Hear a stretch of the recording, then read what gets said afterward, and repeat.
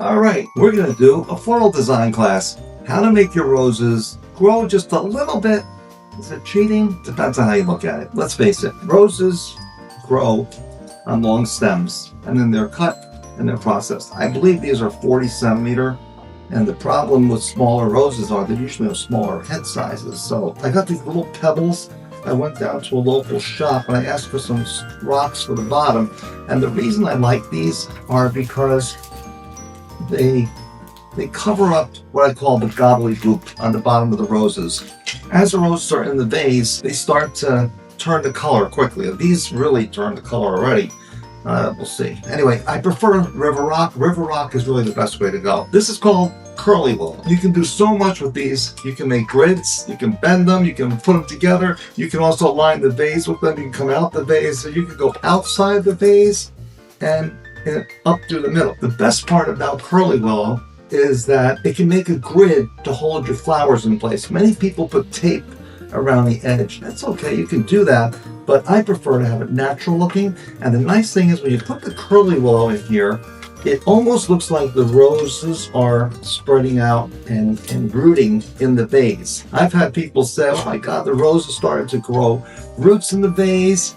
And you just basically stick the curly willow in any way you can get it in there. It's fine. So you can just roll it up. There's no right or wrong way to do this. And you just set it in the vase. Now, I don't have too much of it here, so I'm going to use what I have and make this grid. And what's interesting is what I'm doing here is when the roses are placed in here, these are going to get extended. So I can actually go right to here with a good enough grid and take this short stem rose and add 3 or 4 inches to it, making it a larger rose. So if you get some roses from the supermarket and you want to get them look a little bit larger and a little bigger, get some curly willow and place it in there. See, now the rose is standing up in the center of the vase. Vase, tomato, tomato. I've already cut these, by the way. So, and you know, it's funny how people will cut these underwater and then they place them next to their desk. So I go to these flower shops and they're cutting them underwater and then they lay in there. That's the worst thing you can do to them. You want to cut them and put them right into water as soon as you can. Obviously, I don't have enough curly willow and it's already come apart. You can wire these together so they stay inside and they create that grid, because we want to just really make it tight in the vase so you can set your roses in whatever way you want to put them in and they will find their place on their own. It's so much easier and fun, but you need more curly willow. Look at that. Now it's standing up perfectly because it found its place. Again, these have been cut. They should be cut again, but for the sake of time, I'm doing this. Now, roses always have bruised petals that sometimes don't look very good. Understand that those are called protective petals. They try to leave those on from the farms because the roses move a lot. They're clumped together, they're wrapped, and what happens is they bruise. So when designers are making these, they try to take those outer petals off. But if you notice that your rose has some brown petals or bruised petals, it's not that there's anything wrong with the rose. It's got to do with the packaging. Look at that. Now, it's starting to form. I've only got 3 roses left. Now, notice I don't have to go in as deep as I normally would. I can just go, I can go in right about a couple inches in, and it's okay. Because there's plenty of water in there, and some of these roses are at the bottom, some of them are halfway up, but it just made your bouquet look 25% larger. It's not done yet. I need more greenery. So with more greens in the center, in the sides, you're going to make the roses find their home and their position better. And you can just keep on going. But I'm a little worried to move them too much because I don't have enough of the base. You can take these and wrap it around the outside of the vase. You can come around this way as well. And that really looks great when people see them outside and inside, and they just think that the roses are giving off roots.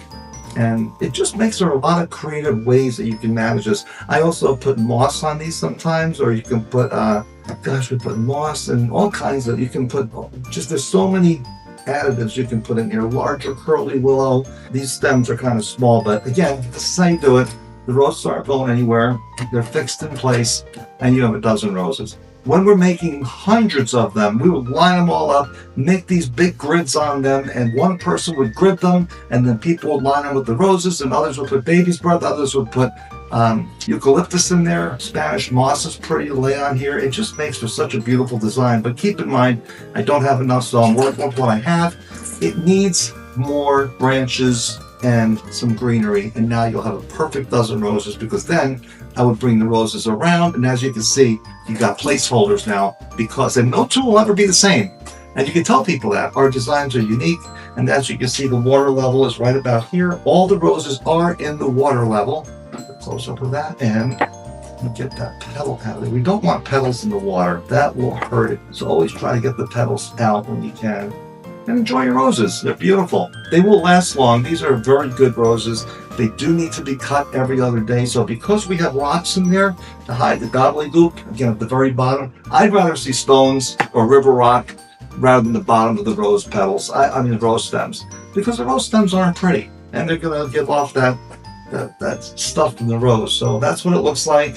It's nice at the end, and then when you go to cut these, simply take them out, cut them on an angle, and you have a rose that's going to last a long time, because when the rose is cut on an angle, it's going to drink easier. You see, roses are generally cut, look, that's awful right here. See that? That's never going to work. It's already sealed. It's not drinking, and it's not going to get any further than this. You give it a nice cut like this on an angle, look, got a nice open cut, and it's going to immediately start to drink. When I see these guys, I don't know if they're from China or where they're from, they make these bouquets on the internet, and they load them up with roses on top of roses, and they put oasis in here. It's never going to work. You can't put oasis in here, because if you jam this up with oasis, number one, where do you think the water goes? If they pour water on it, and it goes down the sides. So you want to get the roses into the water, because what's most important is that your roses last. So if you have any questions, feel free to send them to me. This is the first how-to video I've made. Yes, I owned a flower shop. I had 12 designers. We had 52 employees, and I didn't get a chance to design very much, but my father did teach me the industry, design and create. He won the Sylvia Cup back in the day. As you start to grow your business, you realize you got to step out of the design room. I mean, if you were running a boat, what would you think are the two most important positions on a boat? The steering, the captain, and the engine room, the mechanic. Without the engine, you don't have anything to steer. Without steering, you're going to go in circles. They're very, very important. So the same thing with flowers. I had to step out so I can manage the flow of the business, make sure the orders are being taken properly, and they're being executed in an efficient manner. So keep that in mind. As you grow your business, you're going to unfortunately stop doing what you enjoy doing the most, and that's designing. So many people say, wow, I didn't know you design. And trust me, a dozen roses isn't how you measure a designer. There's so much more to it. This can be done by anybody. I'm going to close with a tip for you. If you want to make a dozen roses, you do them in twos. 2 roses, 2 roses, 2 roses, 2 roses, 2 roses, 2 roses. You got a dozen. Fill in the greens, make it pretty, and send it out the door. 2, 2, 2, 2. Try it out sometime. Let me know what you think. Thanks for watching.